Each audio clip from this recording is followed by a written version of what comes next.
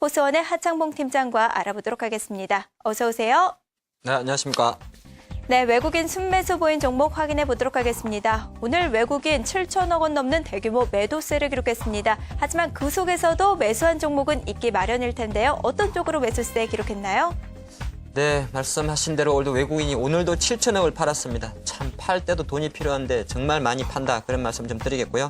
오늘 전반적으로 외국인이 매수한 종목들은 일부 개별 재료가 있거나 아니면 약간 낙폭 과대 종목 중에서 반등이 들어온 것 같습니다. 잠깐 그 종목들 살펴드리면요. 역시나 보험주 하나 있네요. 삼성생명, 한국항공우주, 현대상선, KB금융, 토비스가 있습니다.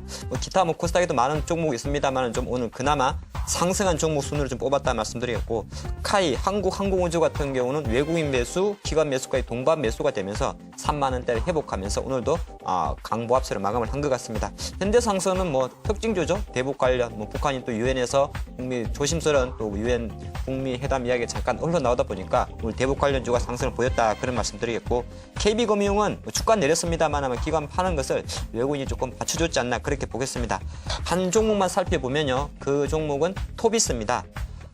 오늘 장은 사실은 시장 전체적인 흐름에서 보면 코스피도 아침보다는 조금 올랐지만 코스닥이 아침보다 많이 올랐죠. 그러다 보니까 중소형주 위주로 그래도 전강 후강을 보였기 때문에 토비스를 선별했다 말씀드리겠고, 토비스는 사실은 예전에는 많이 아시겠지만은 LC 카지노용 모니터를 만드는 회사였는데 그것도 맞긴 맞습니다만 최근 토비스의 어떤 상승 트렌드는 바로 LG전자향 디스플레이 LCD 패널 모듈이었죠. 그 모멘텀으로 계속 갔던 겁니다. LG전자에서 나오는 스마트폰 아니면 태블릿 관련 어떤 모멘텀 때문에 회사가 조금이 아닌 것 같습니다. 확 달라진 그런 기업이 있다 말씀드리겠고, 사실 지금 전체적으로 IT 쪽 흐름은 안 좋습니다만은 이 개별주들은 또 오늘 그런 모멘텀을 갖고 있었고요. 토비스도 실적을 바탕으로 지난해부터 상당히 좋아졌기 때문에 최근 약간 주가 조정을 보였습니다만은 다시 한번 외국인의 매수는 들어온 것 같습니다. 잠깐 차트 보면요.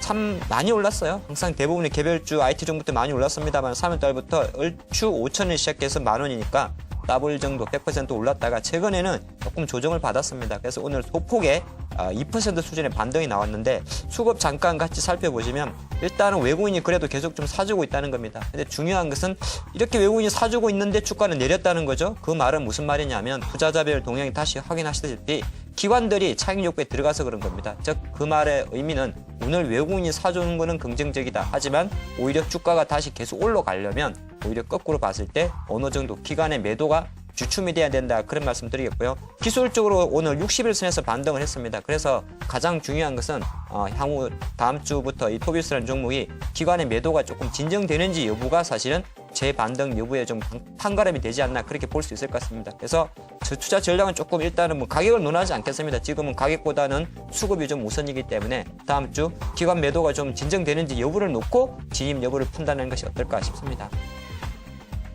네, 기관 쪽에서는 투신과 연기금을 중심으로 외국인의 매도세를 받아주는 모습이 확인이 됐는데요. 덕분에 코스닥의 개별주들이 가장 좋은 흐름들을 보였습니다. 내용들 들어보도록 하죠. 네, 말씀하신 대로 오늘 기관들이 사실 외국인 7천억 파는 거 거의 맨몸으로 부딪혔습니다. 그래서 전기전자는 자동차 많이 샀고요. 하지만 조금 더 많이 종목들, 산 중에서 색깔을 보인 종목은 사실은 삼성글자가 붙은 대형주 조금 많이 샀고요. 또 거꾸로 보면 중소형 개별주가 많은 것 같습니다. 그 종목들 한번 정리를 해봤는데요. 종목은 삼성테크윈, 삼성카드, 솔리드, KG 이니시스, 서울인텍 있는 것 같습니다. 삼성테크윈이나 삼성카드 같은 경우는 사실 제일 많이 빠졌다가 어느 정도 기관 매수가 좀 들어왔지 않나 봐드리겠고, 이니시스 같은 경우는 전자결제 관련주죠. 오늘 또 그래도 약간 전자결제 관련주에 대해서는 항상 소프트웨어 업종이기 때문에 매기세가 남아있었다, 그런 말씀드리겠습니다. 한 가지 종목만 살펴드리면요. 그 종목은 솔리드입니다. 가수가 있었지 옛날에 가수 그룹의 솔리드라고 있었는데 좀 오래됐습니다. 근데 이 솔리드도 최근에 보면 큰 흐름에서 통신 장비주입니다. 통신 장비주들이 보면 지난해부터 사실은 LG U+나 SKT 같은 중심으로 통신주가 시장의 주도를 보면서 그보다 많이 오른 섹터 중 하나가 통신 중계기 통신 장비주인데 KMW도 있을 것 같고요. 윈스테크도 마찬가지입니다. 하지만 이 솔리드도 같은 흐름이지 않나, 그렇게 봐드리겠고요. 지금 차트 잠깐 같이 보겠는데 상당히 견고합니다. 그러니까 스마트폰 IT주에도 불구하고 지금 주가 흐름을 보면 확실히 올해 연초 한 4,000원 정도에서 지금도 상당히 견고하다, 그렇게 보는 것이고, 수급적인 면에서 본다 해도 나쁠 게 없습니다. 외국 기관 쪽 계속 들어오고 있어요. 한 6,000원 정도 가격에서 매수가 해주기 때문에 크게 나쁠 건 없다. 최근에 약간 시어 같은 거는 주가 쉬었던 것은 개인 쪽에서 글쎄요 이게 이제 일반 개인이 될 수도 있고 아니면 작은 뭐 자문사 물량이 될 수도 있습니다만은 약간 차익 실현 들어갔다는 말씀드리겠는데 중요한 건 통신 중계기 시장 같은 경우는 계속 성장하는 사업입니다. LTE 쪽 시장이 커지기 때문에 실적적인 면에서는 좀 가능하다 볼 것이고요. 전략은 가만 생각해 보니까 이 회사가 공모 들을 때 공모가 8,000원이었습니다. 근데 최근 2007년 이후로 얼추 6년 동안에 공모가 밑에 있었죠. 그래서 또한 이전에 시장의 트렌드가 바뀌기 때문에 제가 보니까 긴 호흡으로 본다면 목표가를 설정하기 좀 애매합니다만은 8,000원 수준이 있는 뭐 주가까지도 좀 가능할 수 있지 않을까. 물론 긴 호흡입니다. 그렇게 좀 보시면 좋을 것 같고요. 단기적으로는 일단 21선 그 행보를 조금 더 할 것 같습니다. 6,300원 정도가 되네요. 그렇기 때문에 6,300원 전환 가격에서 조금 더 이렇게 수렴하는 과정을 거친 이후에 재반등 가능성이 있기 때문에 일단은 가격 추이, 수급 추이 조금 지켜보시면서 접근하면 어떨까 싶습니다. 네, 마지막으로 신고가 기록한 종목 확인해 보도록 하겠습니다. 6월 한 달 동안 증시가 10% 이상 빠졌다고 하죠. 때문에 오늘은 6월 한 달을 기준으로 신고가 종목을 꼽아봤습니다. 소형주가 많았는데요. 종목들 바로 알아보도록 할게요. 네, 말씀하신 대로 시장이 6월 달에 거의 지수가 10% 빠졌죠. 고스피 200포인트가 빠지다 보니까 신고가 중에서 20일 내 신고가만 선배를 해봤습니다. 그 종목도 좀 말씀드리면요. 미디어플렉스, JYP엔터, 에머슨 퍼시픽, FR텍, 제형솔텍 있는 것 같습니다. JYP엔터 같은 경우는 JYP 합병 이야기 나온 이후에 이틀 연속 상한가의 기염을 토했다 말씀드리겠고 미디어플렉스는 끝이 없죠. 계속 올라가면서 52주 신고가를 그리고 있다 그런 말씀드리겠습니다. 이 중에서 한 가지 종목만 좀 살펴드리면요. 그 종목은 조금 생소하죠. FR텍입니다. FR텍도 통신 중개기 종목입니다. 실제적으로 어느 정도 KT 쪽이라 그러죠. 저는 조금 하다할 수도 있는데 지금 현재 국내 LTE 시장이 좀 크다 보니까 꿈의 주파수 강역대가 있는 것 같습니다. 아마 1.8GHz라 그러는데요. 지금 실제로 1.8GHz 주파수 할당을 놓고 방통위에서 아직 결정이 안 났다 그럽니다. 한 8월 달 정도, 그러니까 2달 정도 남았네요. 2달 정도가 지나고 나면 공고를 해서 업체를 선정한다 그러는데 그것이 어느 쪽에서 KT 쪽으로 넘어갈지 그건 모르겠습니다만 중요한 것은 하나의 또 새로운 주파수 강역대를 놓고 그 주파수 강역대가 누가 되더라도 실제적으로 중개기 업체, 통신 중개기 업체의 어떤 모멘텀은 좀 살아있다 그렇게 보는 것이고 이 FR텍이라는 회사는 아마 KT 쪽에 조금 이건이 관계가 있는 종목이지 않나 그렇게 봐드리겠습니다. 근데 조금 시가총액이 작은 종목이에요. 400억짜리니까 제가 탑픽 종목이란 표현보다는 특징적 관점에서 좀 접근했다 그런 말씀 드리겠고 잠깐 차트 보면 제가 왜 이렇게 몸을 사리는지 알 수 있을 것 같습니다. 왜 그러냐면 아무리 조금 전에 봤던 통신 중개기 솔리드랑은 조금 다릅니다. 주식이 이렇게 2월 달에 상한가를 갔다는 거는 실제적으로 그 당시 가격이 4,000원대였고 오른 지금 현재가 8,000원이니까 실제 말해서 시가총액 200억 정도 작은 종목이었다는 거죠.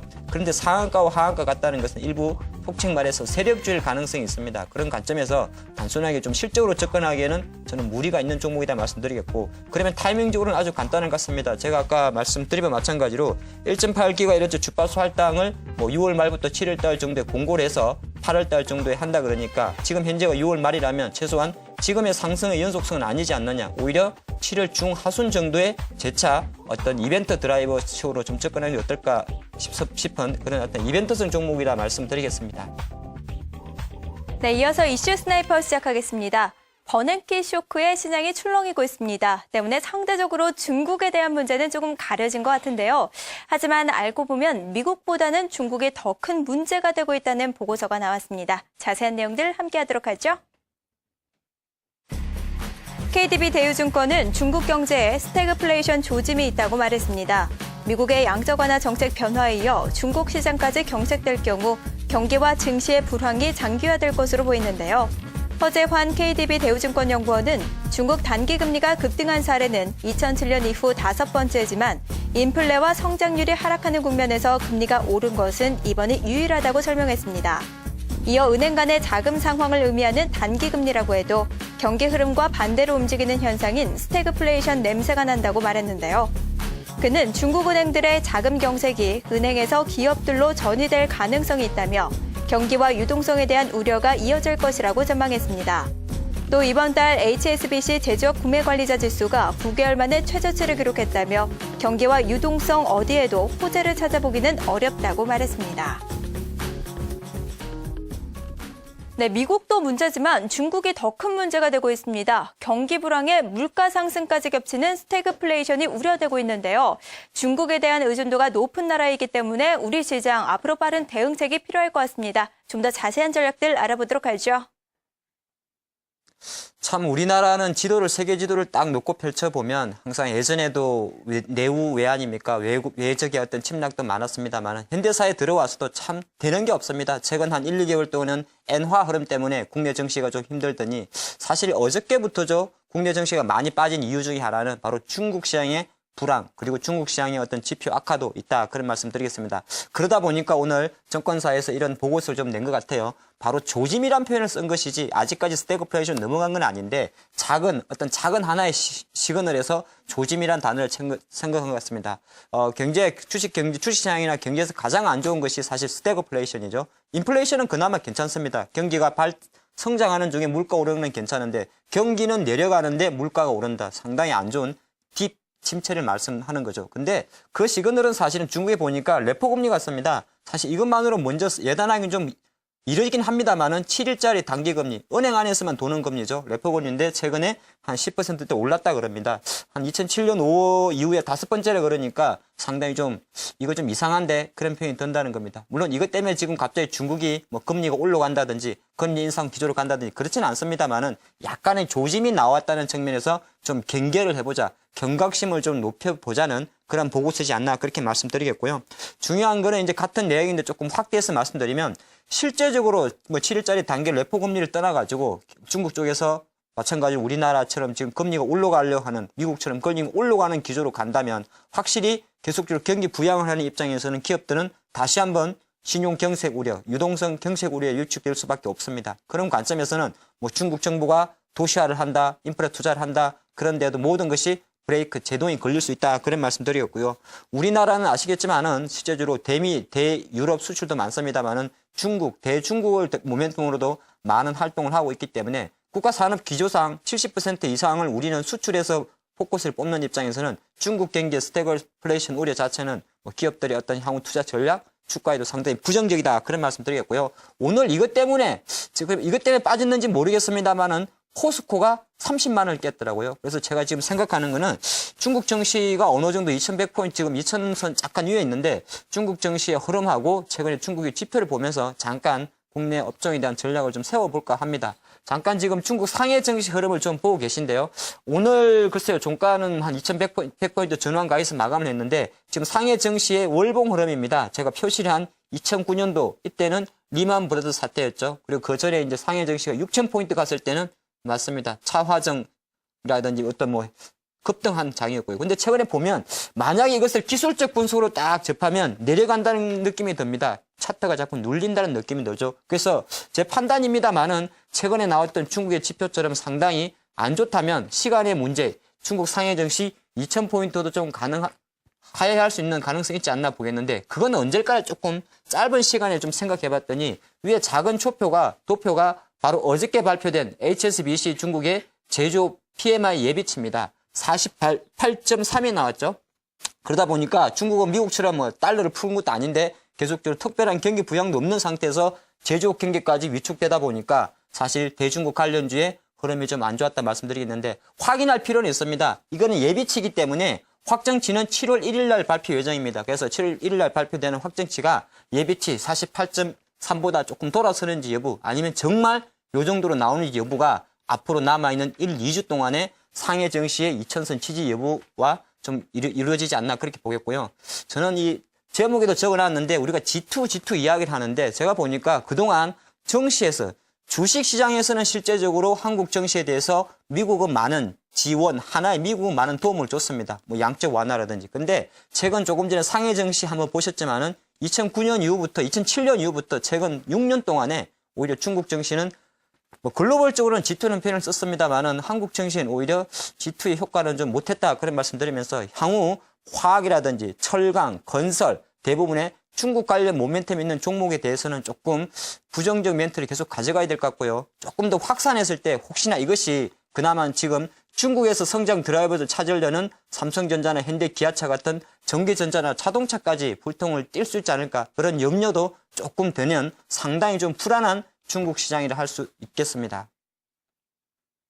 네, 미국의 출구 전략은 바꿔 말하면 경기가 살아난다는 증거로 볼 수 있기 때문에 장기적으로 우리 시장에는 호재로 인식될 수 있겠지만 이 중국은 경기 불황에다가 물가 상승까지 겹치는 조짐이 보이고 있기 때문에 우리 시장에도 역시 더 큰 문제가 되고 있다라는 분석이었습니다.